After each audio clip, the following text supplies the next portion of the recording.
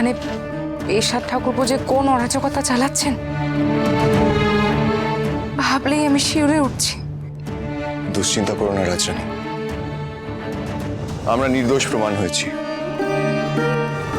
দেবীপ্রসাদের জারি জুরি আর চলবে না।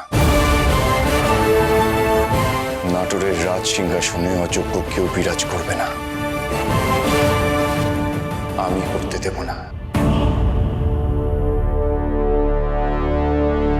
এই আমার প্রতিজ্ঞা ভবানী।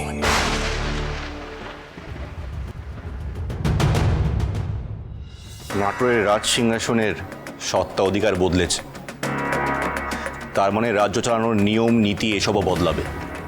নতুন সিদ্ধান্ত নেওয়া হবে, আর তার অধিকার একমাত্র একজনের, সেটা হলাম আমি, দেবী প্রসাদ মৈত্র, নাটোরের নবনির্বাচিত রাজা, আপনাদের ভাগ্যবিধাতা, প্রভু, ভগবান। আর একটা কথা স্পষ্ট করে বলে রাখি, এই নতুন নাটোরে আমার সিদ্ধান্তের বিরুদ্ধে যারা যাবে তাদের রাজদ্রোহী বলে ঘোষিত করা হবে, আর তার শাস্তি কিন্তু বেশ কড়া। আপনারা কিন্তু আগেকার রাজার মতন আমাকে নরম ভাবার ভুল করবেন না। এই হইল গিয়া রাজার মতো কথা, দেখা শূন্য একবারে চক্ষু জুড়াই যাচ্ছে গো। একেবারে দিক ওদিক কারো দেখলে না দেবে ঘাটটি ধইরা একেবারে বাইর করে।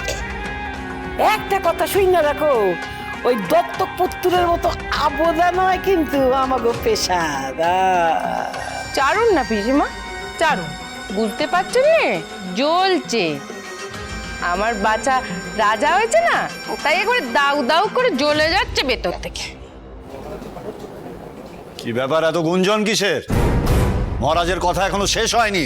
মহারাজের কাছে একখানা প্রশ্ন আছে, যদি আজ্ঞা দেন। কি প্রশ্ন করো। মহারাজ, আপনি আমাদের সুবিধে অসুবিধা দিকগুলো দেখবেন তো? সুবিধে অসুবিধে দেখা মানে কিন্তু খাজনা মুখ করা নয়। আগে রাজকোষ ভরবে, তারপর বাকি সব। আগে ভরবে প্রজাদের পেট, তারপর বাকি সব।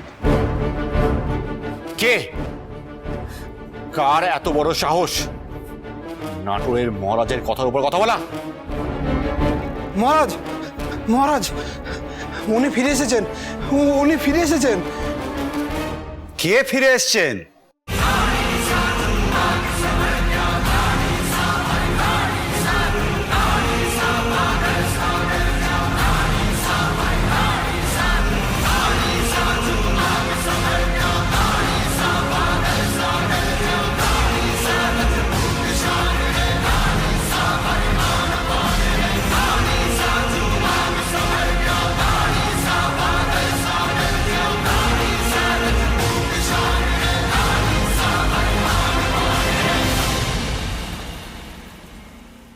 যে প্রকৃত রাজা, যে প্রজাদের প্রকৃত বন্ধু, আর যে নাটোরের এই রাজ সিংহাসনের যোগ্য উত্তরসূরি।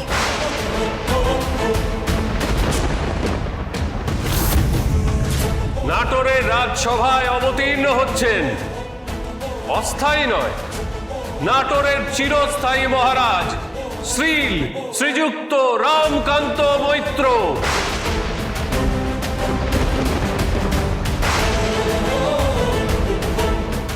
সবাই সাবধান।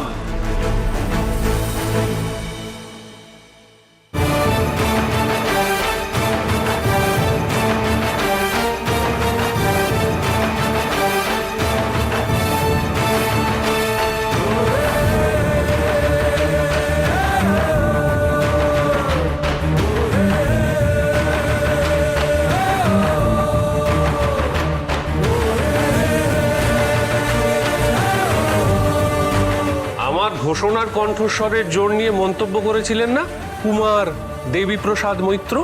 কি মনে হলো, ঘোষণার জোর ঠিক আছে তো, নাকি আরো শুনবেন?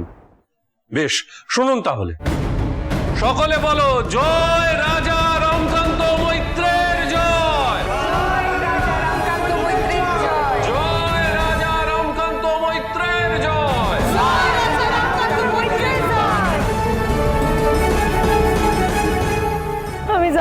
পিসমা, আমি জানতাম আমার বোন পারবো, আমার বোন ঠিক আমার তাওর পরে ফিরা লয়ে আইব।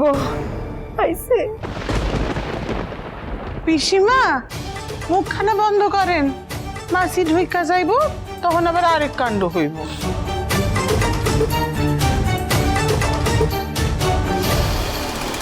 কান্ত কি করে ফিরে এলো? কোথা থেকে ফিরে এলো?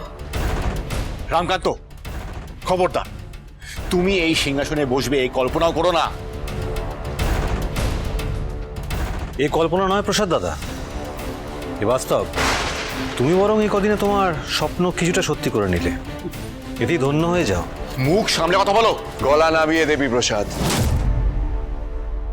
এই সিংহাসন ছাড়ার সময় তোমার এসে গেছে, আর না।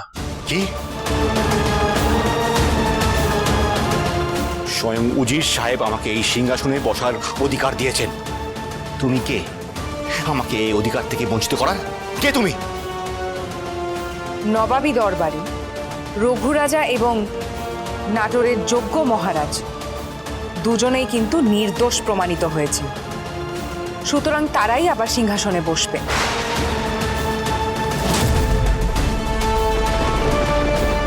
নারীদের ওপর নির্যাতনের যেই লজ্জাজনক অধ্যায় শামশের গাজী খাই নাটোরের মহলে সৃষ্টি করেছিলেন, তার তীব্র তিরস্কার হয়েছে নবাবী দরবারে।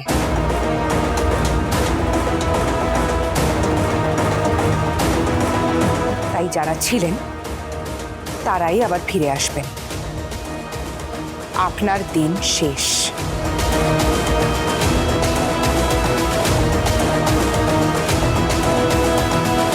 অপরাধের একদিন বিনাশ ঘটেই প্রসাদ দাদা, তবে তোমার যেমন অঙ্কুরেই বিনাশ ঘটবে এ বোধহয় তুমি নিজেও কল্পনা করনি, তাই না?